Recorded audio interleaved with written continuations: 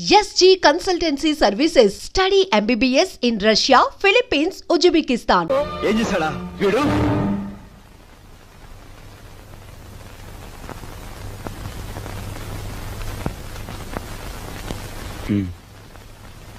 బాబు, వీడిని తమ్ముడురా. తప్పు చేస్తే శిక్షించాల్సిందే. కాకపోతే ఆ సమయంలో వీడిని తమ్ముడని మాత్రం గుర్తుంచుకుంటే చాలు. పత్రా.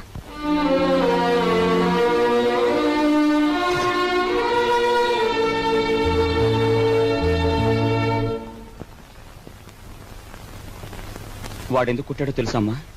చెప్పు. పక్కన కాబోయే పెళ్ళం ఉంది కదా, ఆవిడ ముందు గొప్పలు చూపించుకోవడానికి. ఒరే కృష్ణ, నువ్వు చిన్న కొడుకువైతే నీకంటే ముందు పుట్టిన పెద్ద కొడుకురవాడు. నీకంటే ముందు నుంచే చూస్తున్నాను. వాడెప్పుడూ తప్పు చేయడు. వాడితో ఉన్న ఆ పిల్ల వాడంత గొప్పదని నా అభిప్రాయం. ఏం జరిగిందో తెలుసా అని. వాడు నిన్ను చూసి ఉనికిపోయినప్పుడు నీ గురించి ఏ దుర్వార్త వినవలసి వస్తుందో అని భయపడ్డాను. ఏం జరిగిందని అడగటానికి కూడా ధైర్యం చాలకు వచ్చేశానురా.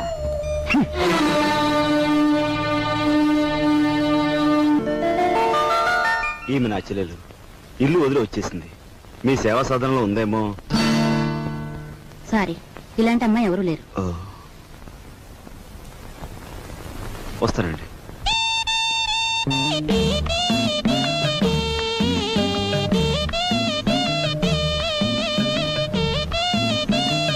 ఇలా రా.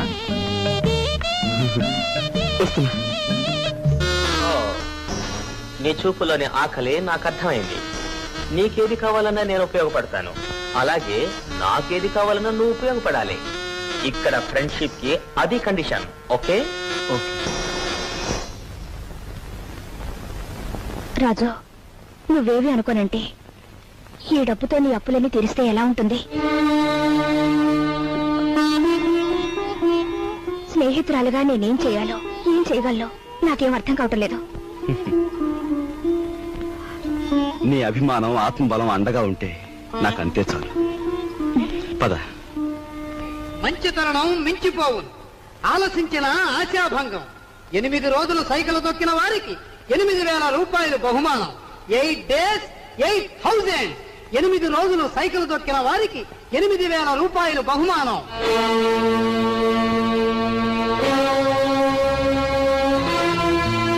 రాజు, అప్పులు తీర్చడానికి నువ్వు సైకిల్ తొక్కుతున్నావట. మనలాంటి కుటుంబాల్లో పుట్టి ఇలాంటి పనులు చేస్తే ఎంత పరువు తక్కువగా ఉంటుందో ఆలోచించు. నేను చాటుగానో సన్నాసి బుద్ధితోనో దొంగతనం చేస్తున్నాను అనుకో, లేదా కన్నవాళ్ళనే వెన్నుపోటు పొడుస్తున్నాను అనుకో, లేదా అప్పుల చేత పంచాయతీ జరిపించాను అనుకో, అప్పుడు నేను 10 మంది చేత చీ అనిపించుకునేవాడిని అవుతాను. ఏమిటా నువ్వు మాట్లాడేది? మొన్నటికి మొన్న కుమ్మరాడి దగ్గర కూలిపిని కొప్పుకొని ఏంటి పరువు మీద పెద్ద బండ పడేస్తావు. ఇవాళ మీ నాన్న చచ్చిపోయాక. ఆగు, ఇప్పుడు నువ్వేమిటి మాట్లాడింది? మా నాన్న చచ్చిపోయాడా? ఆ మాట నువ్వంటున్నావా?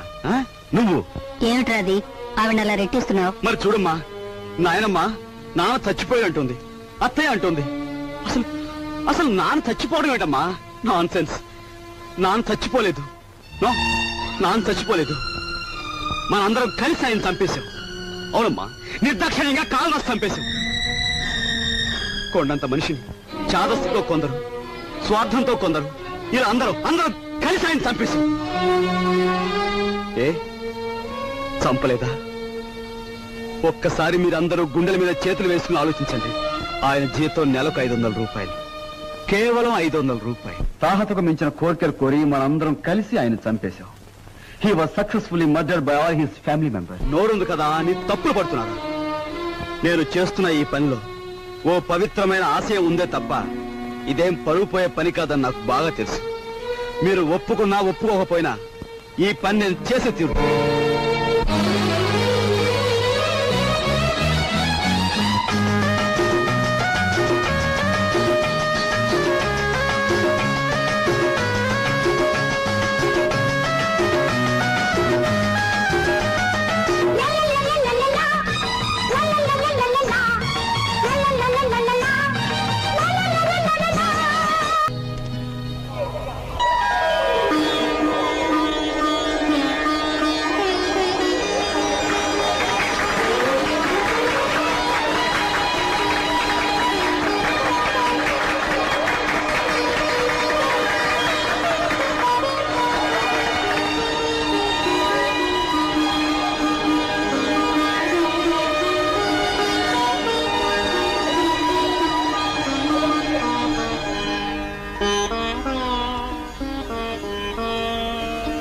ఇవాళ నీ కొడుకు ప్రయోజకుడైనందుకు ఇప్పుడు నువ్వు ఉంటే ఎంత ఆనందించేవాడివిరా.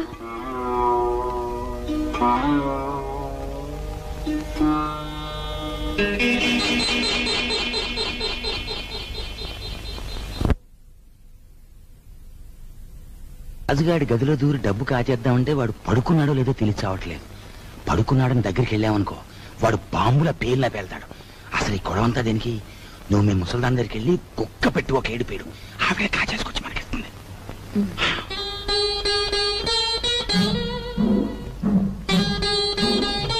రాజు సైకిల్ దుక్కి సంపాదించిన డబ్బుతో ముందు అప్పులు తీరుస్తానంటున్నాడు. మమ్మల్ని మాత్రం ఆగమంటున్నాడు.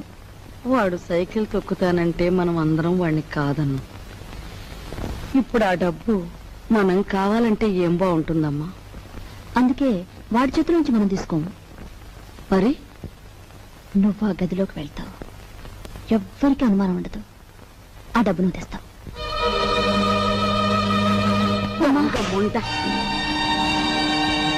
వాడు పగలనక రాత్రనక కష్టపడి రక్తం ఓడ్చి సంపాదించిన డబ్బు దొంగిలించమంటావా? ఆలోచిస్తే నాకు ఇప్పుడు అర్థం అవుతుంది. నా కొడుకు డబ్బు కూడా నువ్వే కాజేశావు. వాళ్ళు నువ్వే చంపేశావు.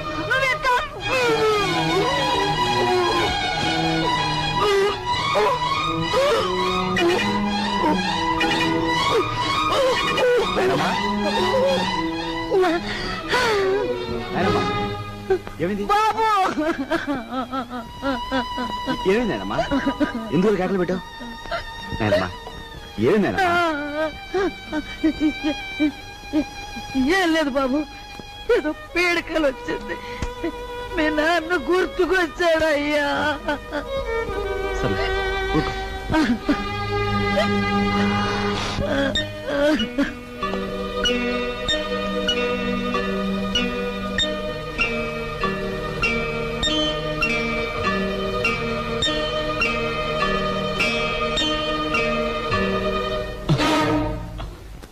ఏమిట్రా లోపల నుంచి వస్తున్నా? ఏమిటి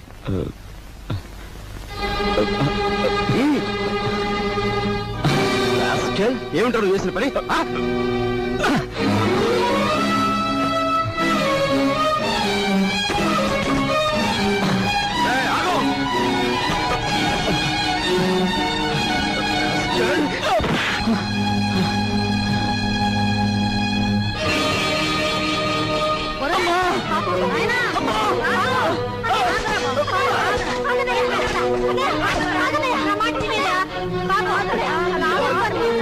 ఏం చేస్తా తప్పలేదమ్మా. అమ్మా వదలమ్మా, మీరు కూడా అమ్మా.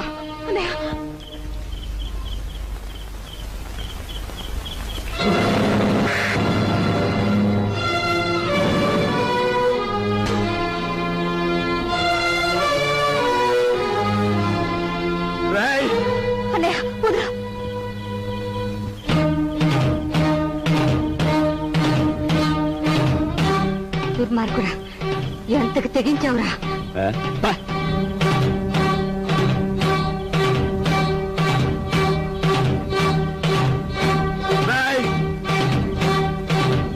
తప్పు చేస్తే శిక్షించాల్సిందే. కాకపోతే ఆ సమయంలో వీడిని తమ్ముడని మాత్రం గుర్తుంచుకుంటే చాలు. తమ్ముడు ఎవడ్రా నీకు తమ్ముడు? ఒక సిగరెట్ వెలిగించినంతసేపు లేదు నీ పెద్దరికం, ఒక దమ్ము లాగినంతసేపు లేదు నీ పెద్దరికం.